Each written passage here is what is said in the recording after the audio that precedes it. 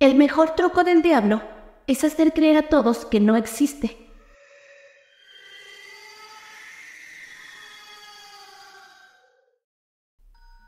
Reciban una cálida bienvenida a mi tenebroso rincón de historias.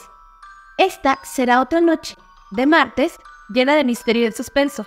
Por si no me conocen, me presento, mi nombre es Chris Spellman y estoy aquí para traer hasta tus oídos las historias y leyendas más intrigantes de la red.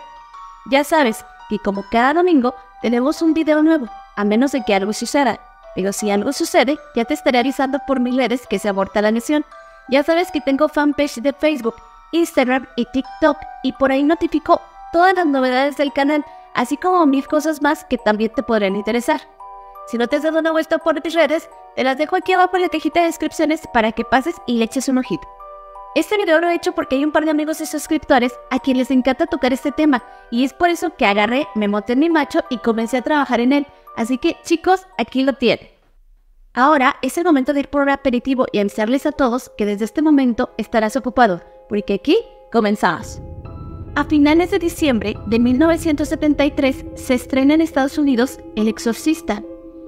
Esta es una película ahora convertida en un clásico del cine de terror, pero en aquel tiempo se convirtió en un parteaguas, pues no se trataba de la clásica película de monstruos ficticios como vampiros, momias que caminan, dioses mitológicos, no. Esto era la primer cinta en el cine que deseaba mostrar a los cinéfilos un exorcismo real, es decir, una posesión corporal de una entidad llegada a este plano desde el mismísimo infierno. Y según esta película, era tan real que le podría pasar a cualquiera, incluyéndote a ti. La historia del filme en realidad es muy básica. Todo ocurre dentro de una casa, en donde una pequeña comienza a hacer barbaridades después de que un ente demoníaco toma posesión de su cuerpo. Y también es ahí cuando comienza una encarnizada batalla entre un par de sacerdotes. Hablamos del padre Merrick y del padre Carras.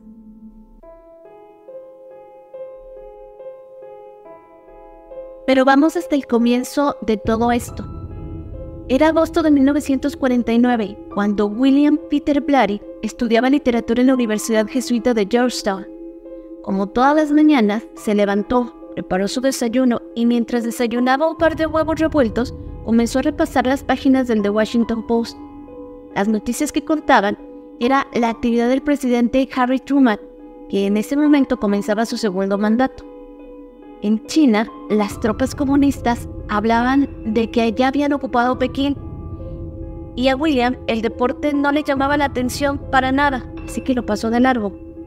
Cuando llega al apartado de sociedad, se queda impávido, pues había una nota que había llamado su atención.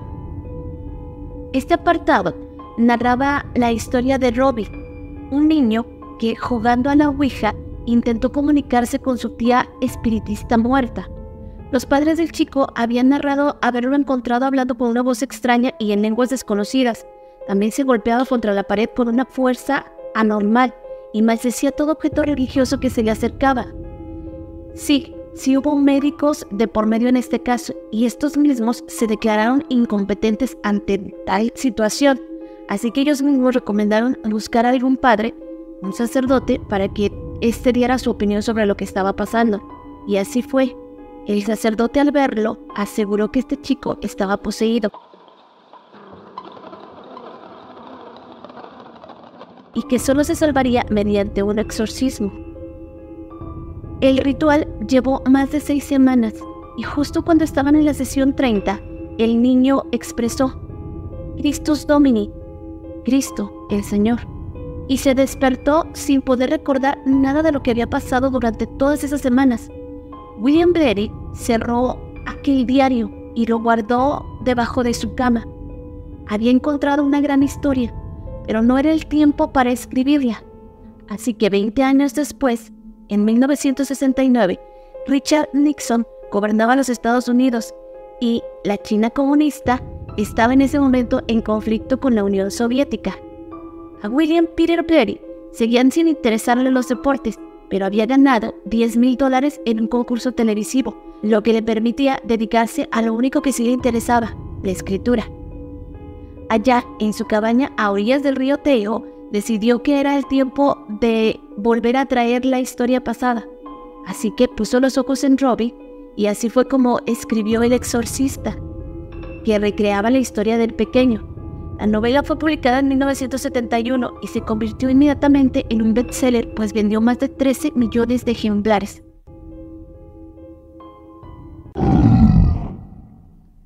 Después de ver todo este boom y la tremenda mina de oro que era, la Warner Bros. Llama a algunos productores y novelistas. Después de charlar sobre la mesa tomándose un café, decidieron explotar a tope esta historia, y de ahí nace esta famosa película. Un año después, en 1972, comienza la titánica tarea de dar luz verde a este rodaje, y fue el director William Friedkin quien, junto con Blatty, comienzan eligiendo a los actores que estarían en pantalla. Esto, según sus palabras, fue muy difícil, ya que no querían a los mismos de siempre. Querían que la historia, ante los ojos de la audiencia, fuera lo más real posible, y por eso mismo decidieron elegir a personas que apenas estuvieran comenzando su carrera como actor, o bien, que no fueran reconocidos, aunque tras ellos ya existieran algunos trabajos. Así fue como llegaron hasta Max von Sydow, quien estaría en el papel del padre Merry, el sacerdote de la tercera edad, y también contrataron a una señora inmigrante de Alemania. Ella trabajaba en una cafetería en donde uno de estos dos personajes siempre llegaba a desayunar, pero terminó enamorado de ella, así que le ofreció un papel y así fue como esta señora llega a ser la madre del padre Karras. También por ahí vieron a un vagabundo que se topaban todas las mañanas antes de ir a desayunar. Le ofrecieron el papel y este también lo aceptó. Y no solo eso, porque también todo el elenco prácticamente eran personas a quien se les dio por primera vez la oportunidad de participar en algo tan grande como esto. Por otra parte, así fue como también dieron con Jason Miller, quien interpretaría al padre Karras. Este actor jamás había hecho cine, pero sí se dedicaba al teatro. Es decir, era un escritor y actor. Así era conocido, pero hasta cierto punto también se podría decir que era anónimo, lo cual lo hizo perfecto para debutar en este lugar. Este actor Miller, en cuanto dijo sí al papel, comenzó a buscar la esencia de su personaje, algo que todos los actores del teatro es lo primero que hacen. Pero después de pensar mucho y al intentarlo y fracasar, decidió que en medio del bullicio de la gente y de una ciudad tan grande como lo es Nueva York, nunca iba a poder encontrar eso que él buscaba. Su papel hablaba de un padre, alguien muy espiritual, por lo cual tomó la decisión de irse a vivir 2 meses al lado de monjes jesuitas, sacerdotes católicos, reales monjes jesuitas, y ahí entre ellos sí encontró la inspiración que necesitaba. Ahí, aparte de eso, encontró los comportamientos, la seriedad, la solemnidad y, por supuesto, se hizo de todo aquello que se necesitaba para celebrar una misa en inglés, en latín clásico y en otros idiomas. Después de que pasaron estos rigurosos 2 meses de entrenamiento, aproximadamente para el 21 de agosto de 1972, por fin comienza el rodaje de esta película, formalmente. Para su rodaje se alquiló y se adecuó un almacén. Es mentira que lo hicieron dentro de una casa y que hay videos en YouTube en donde dicen que la casa donde se filmó El Exorcista. No, en realidad fue un almacén que se adecuó para que las cámaras se movieran de un lado a otro. Este almacén estaba en un tranquilo vecindario de Georgetown. Y así pasaron los primeros días de trabajo sin complicaciones. Todo normal, hasta que el tercer día por la tarde iba Jason Miller caminando. Para entonces recordemos que ya era el padre Karras y que por supuesto no llamaba la atención. Pocos o casi nadie sabían quién era. Guardaespaldas él no llevaba. Era un tipo común desplazándose entre mucha más gente en una calle de Nueva York. Cuando de pronto, a 1,5 cuadras del set, 2 personas le interceptan. Una evidentemente es un padre, un sacerdote cristiano. Va vestido como un sacerdote cristiano. Y el otro pasa desapercibido. Pero lo que Jason le platicó al elenco fue algo por demás extraño. Y es que dice que al pasar junto de aquel hombre, hombro a hombro, de pronto el sacerdote le toma rápidamente del antebrazo y se acerca a su oído. Jason solo escuchó lo siguiente: el que revela al diablo como el tramposo que es, buscará retribución en contra de él o ella. Al desmenuzar esta frase, podemos entender una clara advertencia. El que revela al maligno se enfrentará al maligno. Al comienzo Jason no entendió lo que te dijo, pues obviamente lo agarró desprevenido. Pero apenas escuchó esto, aquel sacerdote corrió su mano hasta la mano de Jason, en donde le dejó una medalla. El sacerdote no le dijo más, lo miró a los ojos y siguió su camino acompañado del otro extraño hombre. Es importante mencionar que no se había hecho alarde de las grabaciones, mucho menos de la historia que para entonces nadie comprendería del todo. Y a este hombre, a Jason Miller, nadie lo identificaba de algo grande en su carrera. Pero curiosamente, esos dos jesuitas sabían por qué estaba ahí Jason. Y parece ser que conocían a la perfección lo que estaban a punto de hacer con este rodaje. Lo que aquellos dos extraños hombres habían hecho era advertirle. Los sucesos paranormales en realidad comenzaron desde que Blatty empezó a desarrollar aquel guión en su cabaña.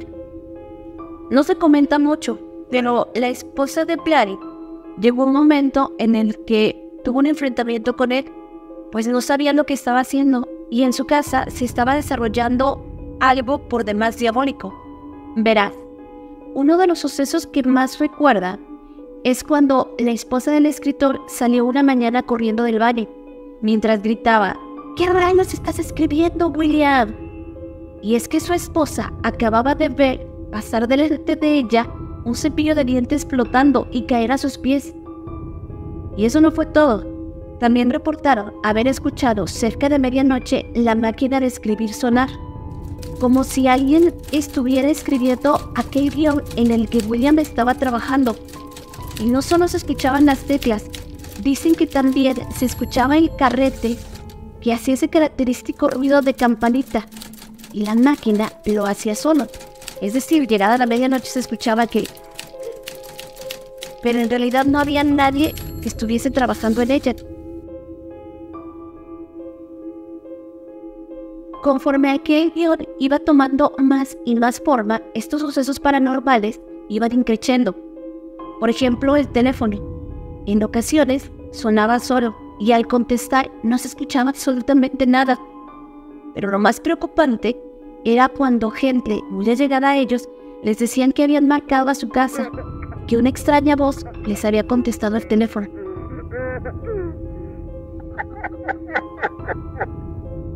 Y a pesar de todo esto que te he contado, ese guión se terminó de escribir ahí. Después de meses de mucho trabajo, estas benditas hojas llegan a parar a manos de William Friedkin, quien para entonces era un director joven, entero y de carácter muy firme. Y le advirtieron, sí se lo advirtieron, pero él aún así decide que le echaría un ojo. Después de algunos meses del estreno, él contaría que cuando recibió esto, él decidió ir a su cuarto para leerlo. Cuando comienza a leer y a pasar las hojas, comienza a sentirse ansioso, nervioso, hasta llegar al punto de saber que era miedo lo que le estaba invadiendo en ese momento. Entonces decide hablarle a su perro, quien era su compañero de casa, y al hablarle, llega hasta la puerta de su cuarto, pero no quiere entrar. El animal se rehúsa a entrar al cuarto donde cada noche duerme con Friedkin. Cuando él da la negativa, se baja de la cama, lo jalonean hasta el punto de hacerlo entrar, pero por nada del mundo logra convencer al perro de subirse a su cama. Esto ya era por demás extraño, porque a ese animal en concreto habría que hacerle lo contrario. Tenían que sacarlo del cuarto porque si no, no dejaba a Friedkin en paz y estaba encima de él. No quiere que haya sido. Friedkin se cansa de la actitud del perro, lo carga, lo monta a la cama, y justo cuando él decide agarrar nuevamente el guión para terminar de leerlo, se da cuenta que estas hojas están asombrosamente calientes. Recordemos que para aquel entonces Friedkin era comparado con Konstantin Stanislavski, que era un director y actor tiránico, recio. Así que esa misma tarde-noche decide terminar con aquel guión, lo lee y hasta ahí el guión no reporta más alteraciones de tema extraño. Para 1972, antes de comenzar las grabaciones, se registra la primera muerte que se relaciona directamente con la película, y se trató del hermano de Max Paul, el padre Canes. Su hermano le había ido a acompañar hasta el aeropuerto de Estocolmo para salir en un vuelo directo hacia los Estados Unidos. En cuanto aterriza el avión, Max recibe la noticia que apenas dejarlo, su hermano cayó muerto sin previo aviso. En ese momento, Max decide regresar en el primer vuelo a Estocolmo para acompañar a su hermano en el funeral, lo que hace que la grabación se detenga hasta nuevo aviso. Pero no fue por mucho, porque una semana después comienza la más espantosa de las grabaciones de terror, totalmente fuera de lo común, y todo esto lo hacen en la antigua Sumeria. ¿Lo sabías? Mientras Max estaba en el velorio, un pequeño equipo se movió hasta las ruinas de Hatra, una muy antigua ciudad de Asiria. Mientras de que Max estaba en el velorio de su hermano, un pequeño equipo se trasladó hacia las ruinas de Hatra, una muy antigua ciudad asiria. En la primera toma de la película, puedes ver una vista real de aquel lugar maldito y sagrado. Aquí en la película, también podemos ver cómo el sacerdote Merritt, el anciano, descubre una figura de un muy antiguo dios.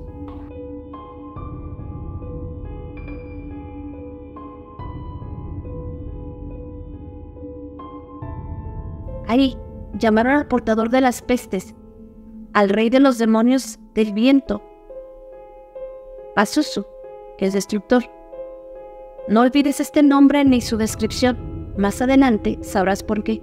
Cuando llegaron a aquellas ruinas abandonadas, desde hace ya mucho tiempo, lo único que encontraron fue polvo y uno que otro nómada, que por supuesto les preguntaron qué hacían ahí.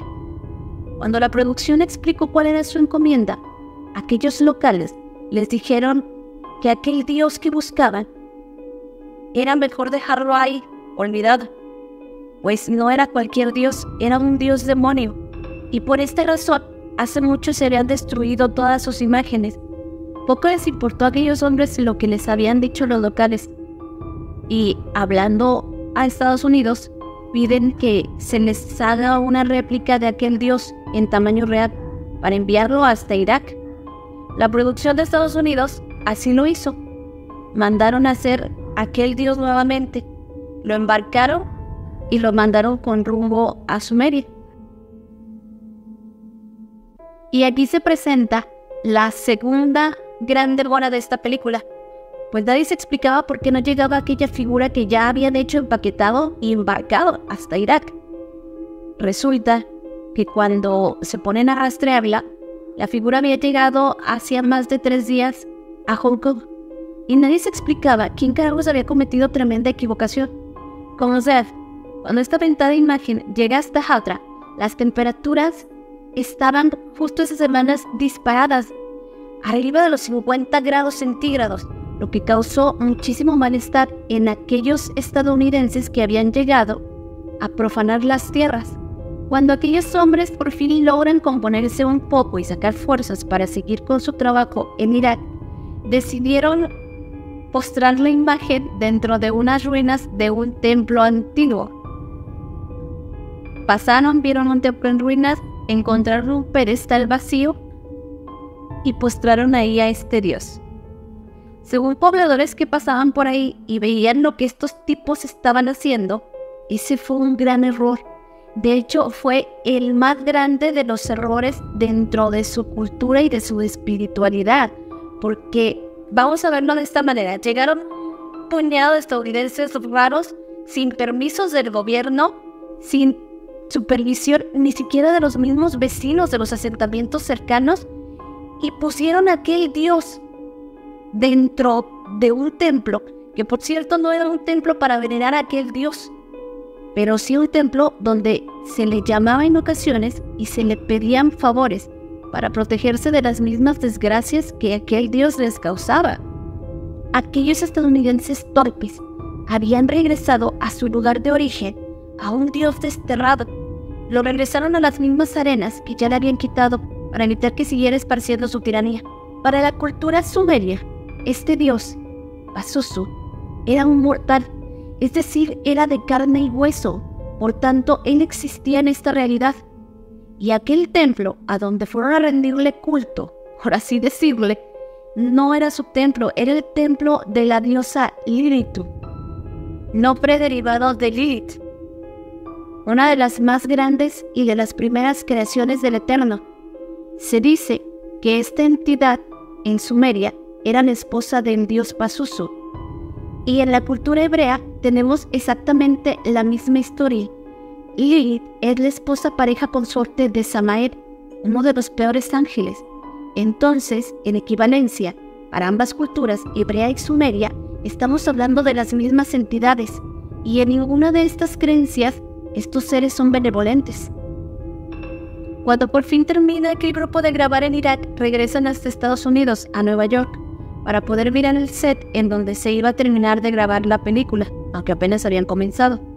Como quiera, este grupo llega, es un grupo destacado dentro de la producción, y quedan asombrados, porque el nivel de detalle que habían puesto aquellos encargados en ese trabajo era sorprendente. Todo estaba bien, nada estaba fuera de su lugar. Y bueno, de esta manera comienzan a grabar.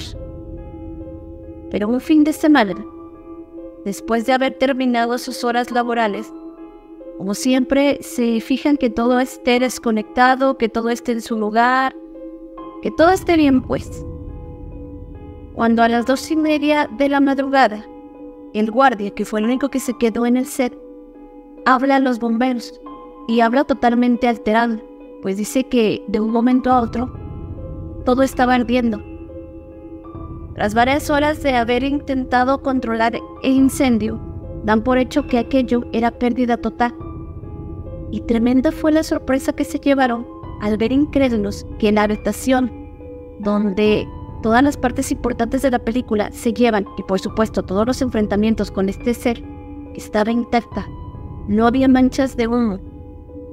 Una que otra pequeña cosa estaba tiznada, pero en realidad esa habitación parecía que no había estado dentro del set. Sí, en realidad esto fue real, pero lo que pocos saben y dicen es que la habitación sí estaba separada del resto de las adecuaciones, a una distancia considerable, y fue por esto que quizás las llamas no lo alcanzaron.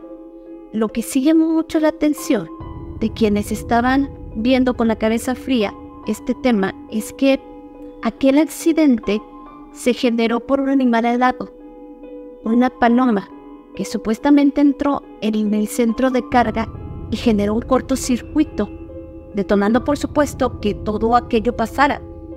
Así que aquí es donde pocos quisieron indagar, pero muchos se preguntaron cómo carajos había entrado una paloma hasta un set enorme de grabación y había dado con la caja de carga. Y es que la caja de carga no estaba a la vista. Primeramente había una malla que protegía que alguien pasara hasta donde estaba todo lo de electricidad. Después había varias cajas, pero la paloma fue a dar justamente a la caja, al centro de carga. Entonces, como quiera, lo dejaron pasar por no entrar en pequeños detalles y por no alarmarse ellos también, pues ya habían pasado hasta ese momento varias cosas que les habían puesto una bandera roja. Tardaron más de 2 semanas en reconstruir todo lo que se había perdido, pero 6 en detallar cada parte de aquel set. En realidad fueron 8 semanas las que quedaron fuera. Y pasado este tiempo, retomaron las actividades. Curiosamente, 2 semanas después de estas 8 perdidas, la producción tiene otro nuevo tropiezo. Y es que, derivado del incendio, decidieron poner un sistema contra incendios que llevaba tuberías con agua. A las 2 semanas de haber comenzado nuevamente la grabación, una de estas tuberías truena en la madrugada y termina por mojar muchísima parte del set, lo que hace que se vuelva a echar a perder mucho del mobiliario que se necesitaba para las grabaciones. Otra vez se detiene la grabación. Parece que esto no tiene sentido, pero ¿recuerdas quién es Pazuzu? El dios de la destrucción. Pero todo esto no termina aquí. El video va a ser un poquito más largo. Y es que cuando todos estos desastres pasaron, desastres que podríamos decir accidentes normales dentro de una película de esta índole, llegaron otros detalles no menos retorcidos. Por ejemplo, la decisión que tomó Fredkin de dejar audios de dolor y de sufrimiento real en la cinta.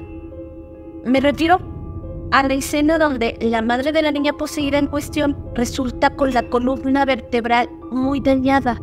Y es que, mientras de que se llevaba una toma en donde esta niña hace que vuele por la pared, le pusieron un arnés, lo jalaron tan fuerte y la golpearon contra la pared a tal grado que los discos de su columna se presionaron entre ellos y 2 de ellos reventaron. La mujer estaba gritando de dolor en el suelo y Fredkin decidió dejar esa toma en la película. Es lo que tú estás viendo.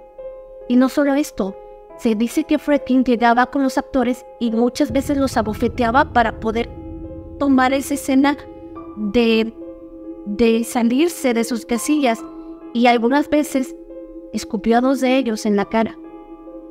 No solo eso, también dicen los actores que con el vómito de esta niña se pusieron cosas echadas a perder en una mezcla que se le lanzaba a los padres, a Karras. Y esto hacía que Karras, sin esperarse tal grado de realismo, tuviera expresiones fuera de lo normal, fuera de lo común, fuera de lo que veías en una actuación normal de cine. Él estaba tan feliz de esto que estaba logrando que los técnicos decían que cuando él llegaba temprano podían verlo arrastrarse sobre el suelo con espuma en la boca y haciendo ruidos extraños. Esto quizás lo hacía como para tensar todavía más el ambiente que se vivía en el set, pero había quienes decían que Fredkin estaba rayando en la locura con esta cinta. Y bueno, después de decirte cómo estaba el ambiente ahí dentro, el excelente ambiente de trabajo ahí dentro, el padre Karras decide hablar con Fredkin y le pide 2 días de descanso, pues esta cinta le estaba volando la cabeza. El director decide dárselos y este actor toma a su esposa, toma a sus 2 hijos, una niña y un niño, se los lleva a la playa.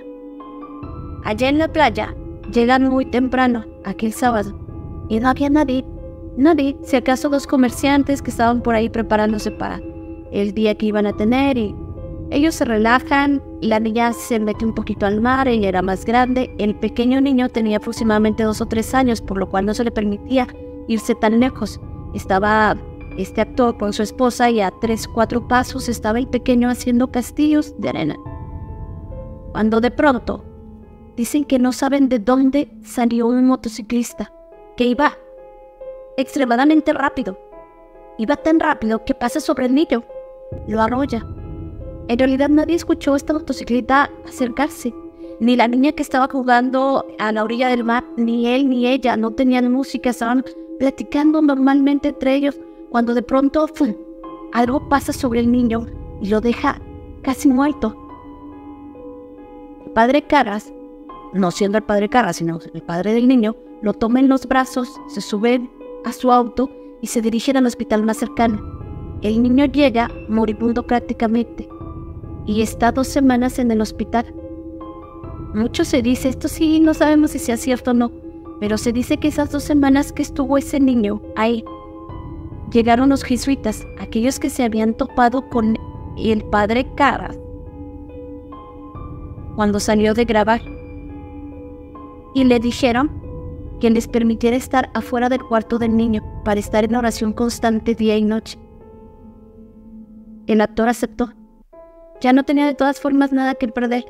Pasadas estas 2 semanas, el niño tiene una mejoría bárbara. De hecho, no murió, pero estuvo muy cerca de hacerlo.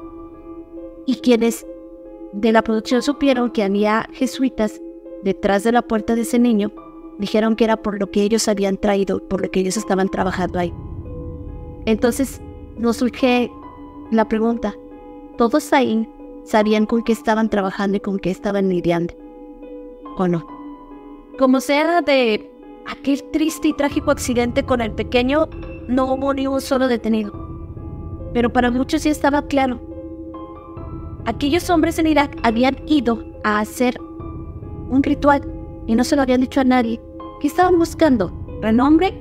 ¿Será algo que pasará a la historia como algo sobrenatural? Hayan buscado lo que hayan buscado, lo encontraron. Y todo esto se siguió suscitando. De hecho, uno de los casos que más salen entre las pláticas cuando se juntan a hablar de este tema es como cuando después de una grabación que duró más de 12 horas de una escena muy fuerte, de hecho fue la toma más fuerte de la película, la hacen, tardan 12 horas, terminan con el carrete de la película, la mandan con los técnicos y los técnicos a la media hora la regresan. Cuando se la regresan a Friedkin le dicen que ese tono estaba helado y nadie se imagina cómo pudo llegar a pasar eso, porque los que estaban ahí no eran novatos, no eran estudiantes de artes, no eran estudiantes de cine, eran técnicos consumados que traían detrás de ellos muchísimos trabajos y películas bien hechas. Y sin embargo, pasaron 12 horas grabando sin grabar nada, lo que hizo que esta escena se tuviera que repetir una segunda ocasión. Pero déjame decirte que no fue la única vez que esto pasó. Para nada. Había ocasiones en que los rollos de filmación presentaban una doble exposición. Pero no con todos los personajes, solo cuando se filmaba a la niña. Y es que van a decir ustedes, bueno, sí, es normal que en algunos carretes haya doble exposición. No podía haber doble exposición porque esos carretes no estaban hechos para capturar una doble exposición. Es decir, había carretes que estaban hechos para eso. Pero cuando ellos grababan las escenas de la niña que estaba poseída, había una cosa que prácticamente era la cara de la niña sobre de ella. Y esas cámaras, esos carretes no estaban hechos para capturar ese tipo de imágenes. Desafortunadamente estos carretes los tiraron a la basura, se deshicieron de ellos, los quemaron. Solo quedaron 2 carretes y fueron comprados por millonarios en una subasta que se hizo después del boom que tuvo esta película. Y estas fueron bromas o destrucciones que les hicieron a los técnicos en muchísimas ocasiones durante todo el tiempo que duró la grabación, que por cierto era para 3 meses, y por todo lo que pasó, casi fue un año de estar repitiendo y repitiendo y repitiendo todo esto que les estoy contando. Sobre todo las escenas más fuertes y tétricas de la película, era lo que más se repetía, o lo que más los hacían repetir. Por donde quiera que le mires, esta fue una grabación de una proeza infernal en esta tierra. Y es que también lo que no se comenta es que 3 de los actores del reparto eran monjes franciscanos. Incluso, y esto tampoco se sabe a ciencia cierta si es real, uno de ellos era un exorcista. Bueno, los 3 eran exorcistas, pero uno de ellos era un exorcista que había mandado al Vaticano para estar tomando nota de lo que pasaba ahí dentro y estarlo enviando hasta Roma. Les digo, no sé si sea cierto o no, pero de que aquellos 3 sí eran monjes exorcistas, lo eran, porque en 2 ocasiones se les llamó para que dejaran su papel y entraran como consejeros espirituales y hicieran 2 exorcismos. El primero no fue uno como tal, el primero fue una bendición de las casas, que es una bendición solemne. Y el segundo sí fue un exorcismo. Ya después de estas 2 intervenciones de estas personas, todo llegó a calmarse más y decían que se podía trabajar con un poquito más de serenidad y de calma ahí dentro, sin tanta tensión, diríamos tensión infernal, que lo que ahí estaba sí generaba bajas temperaturas, que los focos tronaran, que cosas que se caían no deberían de caerse. Y aparte los vecinos de ese barrio también decían que por las noches se escuchaban llantos. Después se evolucionó a escucharse música que era música distorsionada. Se oían gritos de ayuda que venían desde adentro, pero adentro no había nadie más que 2 guardias que por cierto no entraban a donde se filmaba. Ellos estaban afuera. O sea, estaba en la cúpula esta donde grababa, el local grande, y había una malla, pues los rondines que ellos hacían eran por fuera. A fin de cuentas ellos decían que nadie en su juicio iba a entrar a robar algo. ¿Quién querría entrar a robar algo cuando ya esto tenía una fama de sitio maldito que no podían con ellos? Si creías que todo había terminado ahí, no, pues antes de terminar con la grabación, se dieron 2 muertes más, 3 en realidad, porque en el guión decía que tenía que morir la mamá del padre Karras, y efectivamente murió 3 meses antes de concluir el rodaje, por lo cual su personaje tuvo que ser cortado abruptamente y desaparecido. También aquel director de cine que encontraba la estatua de Pazuzu junto con el padre en el desierto. En el guión muere y también murió antes de terminar la película. La última de las muertes y las más comentadas sería el abuelo de Linda, quien era un hombre de fe y siempre lo fue. De hecho, cuando supo que su nietecita iba a representar aquel papel tan tétrico, él se negó rotundamente y les dijo a los padres que pensaran 2 veces lo que iban a hacer con su hija. Desafortunadamente, los padres de Linda lo único que podían ver en ese momento era la mina de oro que estaban por explotar, sin tomar en cuenta, por supuesto, que Linda iba a quedar traumatizada de por vida, pues se dice que hasta el día de hoy ella duerme con las luces encendidas, lo que le ha causado algo de conflicto con la pareja actual que tiene. Ya en 1973, por fin esta película pudo ver la luz, pero en su estreno en Roma pasó algo tremendamente extraño, y sí, quedó grabado en la historia. Frente al cine donde esta cinta estaba debutando, había una pequeña iglesia que tenía más de 500 años de antigüedad. Cuando de pronto, de la nada, el cielo comienza a encapotarse y se empieza a formar una tormenta eléctrica sin previo aviso y en plena primavera en Roma. El cine estaba a reventar, toda la gente se remolinaba buscando entrar primero a aquel recinto. Y en un determinado momento, un tremendo estruendo hace que todos volteen el rostro hacia la pequeña iglesia, pues aquel estruendo fue un rayo que golpeó directamente sobre la cruz de hierro que coronaba la cúpula de aquella edificación. Ante todas aquellas personas que presenciaron aquello, quedaron boquiabiertas, pues pedazos del templo estaban tirados a la mitad de la calle frente a ellos. Y sí, déjame decirte que aquellas historias que muchos escuchamos cuando éramos pequeños, que cuando esta película estaba en los cines, había afuera sacerdotes, enfermeras, paramédicos y médicos para cubrir las funciones, no fue tanto una leyenda urbana, pues incluso dentro de los cines se tuvo registro de al menos 2 posesiones mientras de que la gente estaba viendo esta película. Y me refiero a posesiones porque se dice que las personas, una anciana y un niño que estaban viendo la película, comenzaron de pronto a hablar en lenguas, se tiraron al suelo y comenzaban a revolcarse y a hacer cosas curiosas. Por esto fue que algunas cadenas que se dedicaban a difundir este tipo de películas decidieron pedir apoyo incluso de sacerdotes para que estuvieran cubriendo la función, mientras de que la gente se metía a conocer de qué trataba todo este tema. Fue tan grande este mito urbano que causó tremendo revuelo entre el público en general. Y sí, podemos cerrar con que todo esto fue un tremendo movimiento social. Pero realmente todo era falso y una creación de las mentes de un colectivo que no conocía ese tema hasta que llegó esta película. En realidad no tenemos manera de saberlo. Pero lo que sí podemos decir es que, a palabras de Lord Byron, el diablo dice la verdad más a menudo de lo que parece, pero tiene un auditorio bastante ignorante.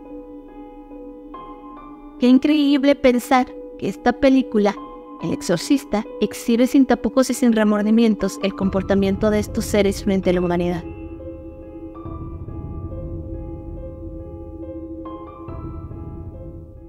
Y bueno, eso sería todo de mi parte en este episodio. Si te ha gustado el video, te pido por favor que me dejes un buen like o un comentario en el video, o si puedes los dos. Pero agradecería mucho y esto me ayuda a seguir creando contenido. Es que si quieres comentarlo, coméntamelo con el diablito. Así que deja tu mensaje, ya sabes que yo te contesto en cuanto veo y en cuanto puedo. Ahora sí, yo me voy, pero no me voy sin antes decirte que el misterio también es cultura y que tú y yo solo nos despedimos para reencontrarnos de nuevo. Hasta el próximo domingo, si todo va bien. Un saludo para Chaos y Chesarit, ahí tienes su video. Chao.